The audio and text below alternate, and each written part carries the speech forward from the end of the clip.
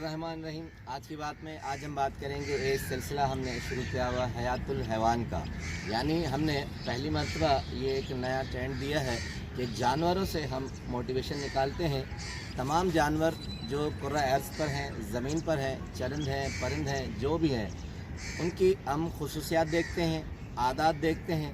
उसके बाद हम वो मैचिंग करते हैं इंसान के साथ कि इंसान किस तरह उनसे शबी रखता है, तशबी रखता है, खुसूसियात रखता है। उनमें हमने शेर हैं, मुख्तलिफ और जानवर हैं जिन पे हमने कम्बिनेशन करके इंसान को उससे मिलाया है और मोटिवेशन ली है, उससे सबक लिया है। आज एक परिंदा है, छोटा सा परिंदा है, खूबसूरत परिंदा है, जिसे आम ज़बान में तलोर कहा जाता है, तलूर भी कहते हैं। इंग्लिश में उसका नाम हुबारा बस्टर्ड है। हुबारा बस्टर्ड उसको कत्थई रंग की वजह से कहते हैं। कत्थई रंग होता है, फिर उसके बाद उसका सफ़ेद कलर होता है। छोटा परिंदा है मगर बहुत सी उसकी इकसाम है। कहते हैं कि 22 हुबारा बस्टर्ड की इकसाम है, मुख्तलिफ़ कलर है, मुख्तलिफ़ ममालिक में पाया जाता है। सबसे अहम खुसूसियात जो सबसे उसे मुनफरद करती है, परिंदा है मगर ज़मीन पर रहने को तरजीह देता है, अपना घोंसला भी ज़मीन पर बनाता है। उसके बाद दूसरे इसकी लिविंग स्टैंडर्ड में सहराओं में रहता है, खुले मैदानों में रहता है, खाली जगहों में रहता है, वो जंगलों में बहुत कम रहता है, न रहने के बराबर रहता है।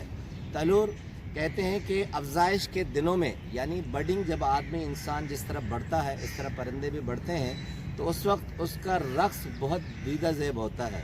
कहते हैं जैसे जैसे उम्र के हिसाब से वो बढ़ता जाता है तो रक्स बहुत खूबसूरत करता है। वो सहराई मैदानों में अकेले में करता है और बहुत दीदा ज़ेब है। कहते हैं मोर के बाद ये दूसरा परिंदा है जो नाचता है, गुनगुनाता है और अपने शहर में आकर अपनी मस्ती में आ जाता है।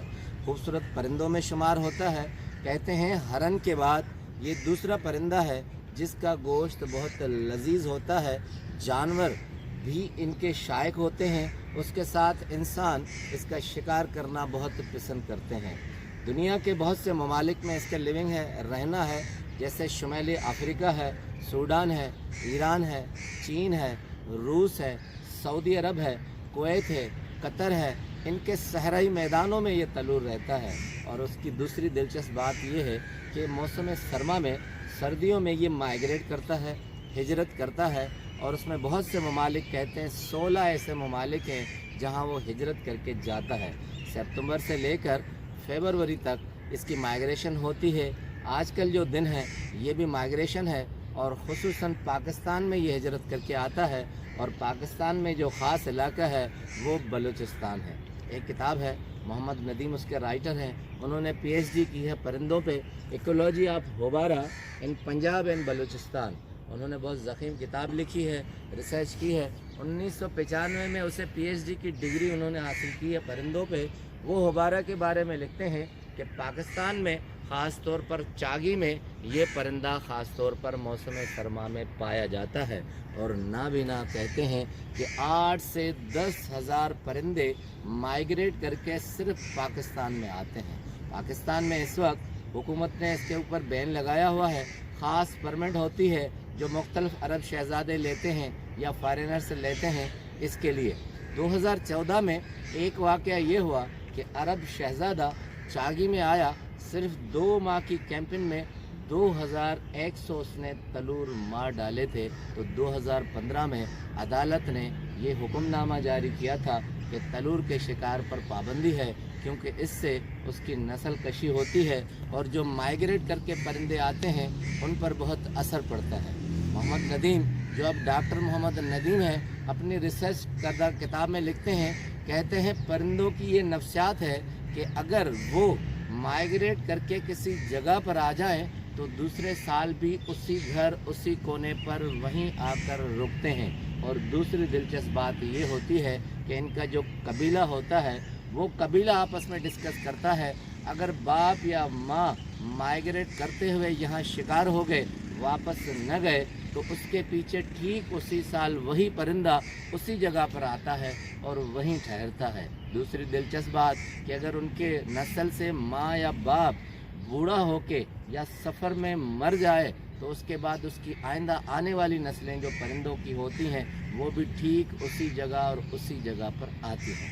दूसरी परिंदों के लिए डॉक्टर मोहम्मद नदीम कहते हैं कि परिंदों में खुसूसियात ये होती है जो ख़ास तौर पर हिजरत करते हैं, अगर दरियाई रास्तों से जाएं तो अगर उन्हें 10 मिनट के बाद नीचे उतरना हो तो एक कुदरती तौर पर उन्हें खुसूसियत होती है कि अगर दरियाई रास्ता 4-5 घंटों का भी हो तो मुसलसल उड़ते रहते हैं, अपनी उड़ान को नीचे नहीं लाते, वो दरिया में नहीं उतरते।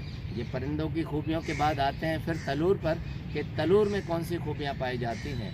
तलूर के मजबूत पंजे और मजबूत पाँव होते हैं, इसलिए वो ज़्यादातर अपना 80% हिस्सा ज़मीन पर रहता है। उसकी खुराक में छोटे मोटे कीड़े मकोड़े हैं, हशरातुल अर्ज़ हैं, पौधों और दरख्तों के छोटे छोटे बीज हैं, इन पर अपना गुजारा करता है।